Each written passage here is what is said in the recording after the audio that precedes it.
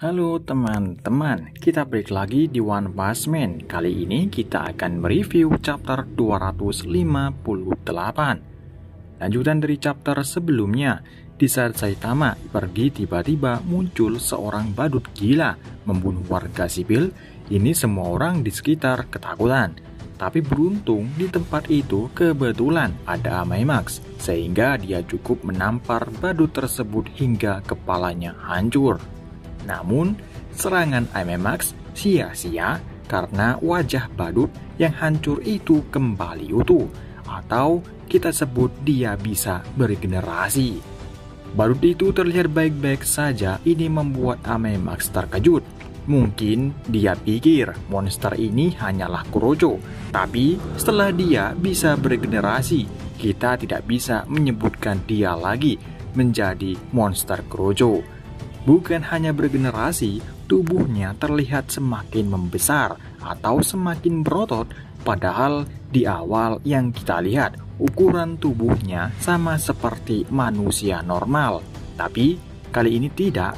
Dalam hati Amemax berkomentar, dia yakin kalau tadi sudah membunuhnya.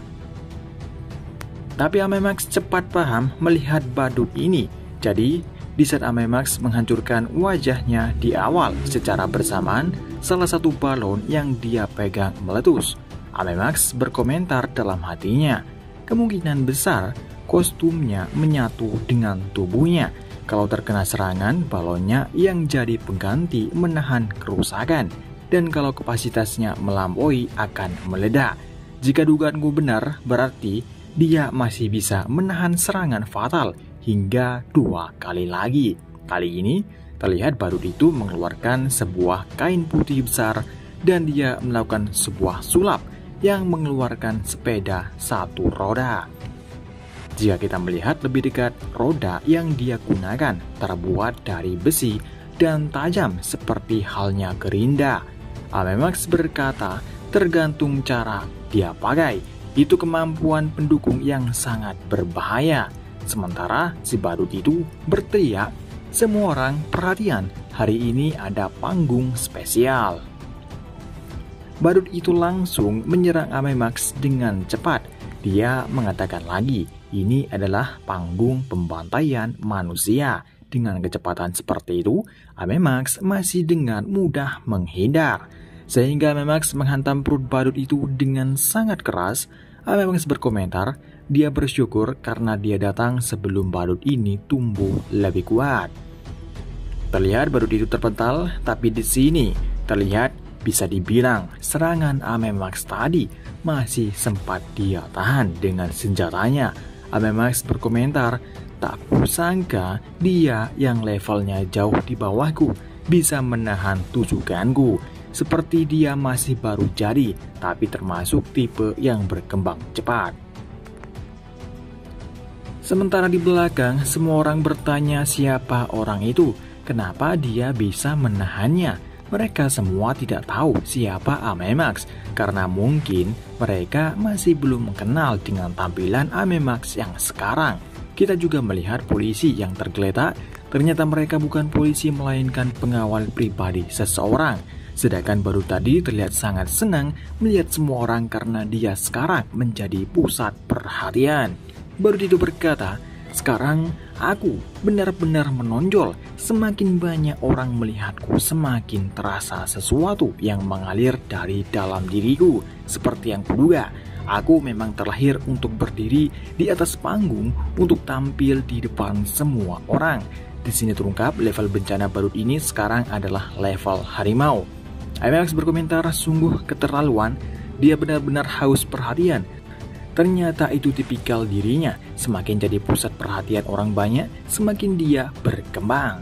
Sehingga Amemax menyuruh semua orang untuk segera pergi dari sini. Tapi di sini orang-orang terkejut setelah dia mendengar suara dari Amemax. Dan ternyata semua orang langsung mengerti kalau dia adalah Amemax. Mereka langsung berteriak dengan senang kehadirannya, sementara badut itu tampak senang juga karena orang-orang tidak pergi.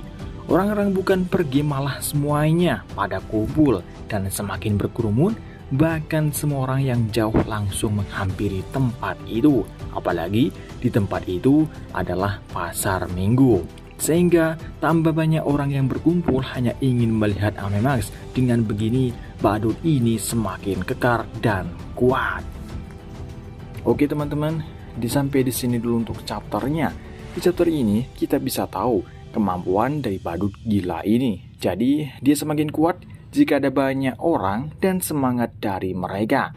Jadi ini menjadi musuh alami dari Amemax, di mana dia sendiri jika dia muncul di depan publik dimanapun berada secara langsung, maka orang-orang akan langsung menghampirinya hanya untuk menontonnya Amemax bertarung. Meskipun Amemax sendiri menyuruh mereka untuk pergi, mereka malah tambah banyak hanya untuk melihat ketampanan dari Amemax. Mungkin saja ini alasannya Amemax mengubah tampilannya seperti itu, agar tidak dikenal atau tidak terlalu dikenal oleh orang-orang di sekitar. Jadi, yang awalnya mudah Amemax untuk mengalahkan badut ini akan menjadi sulit gara-gara fansnya sendiri. Jadi, ini akan semakin sulit baginya untuk melawannya dan apa yang akan terjadi di selanjutnya. Bagaimana dengan badut ini? Apakah dia akan menjadi berevolusi lagi, lebih kuat lagi? Kita tunggu di chapter selanjutnya. Dan sampai di sini dulu untuk review manga One Punch Man chapter 258. Dan sampai ketemu lagi di review manga One Punch Man chapter selanjutnya dan manga lainnya juga. Dan sampai jumpa, ketemu lagi.